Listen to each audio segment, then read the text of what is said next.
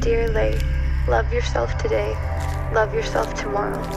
Love the ones that hate you and sympathize with their sorrows.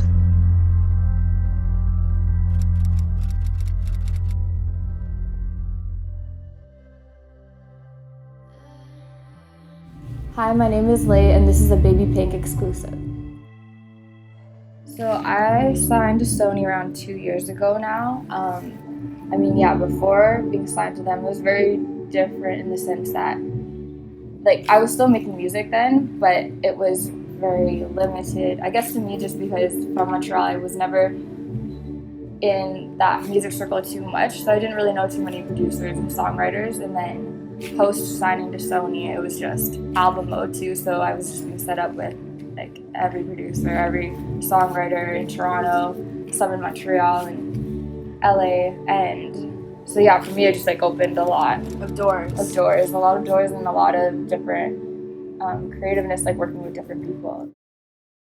That album it's been a process. So again, like I did some of those songs pre-Sony and then I did some after signing, but yeah, so over a few years it's been in the making. But the thing is, at the time that I did some of the earlier songs, like the mindset wasn't an album.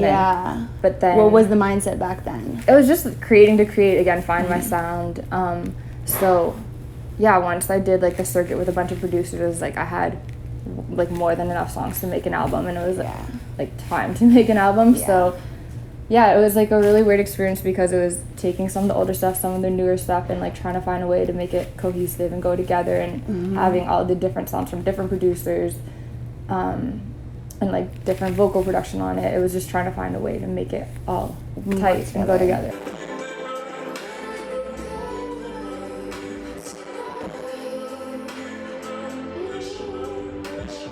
Like Fuck is definitely like one that is really special to me because I also think that that's like the most unique sounding on the album. Yeah. Like I feel like to me that's the one that I hear that I'm like, I don't hear other artists doing that. Yeah.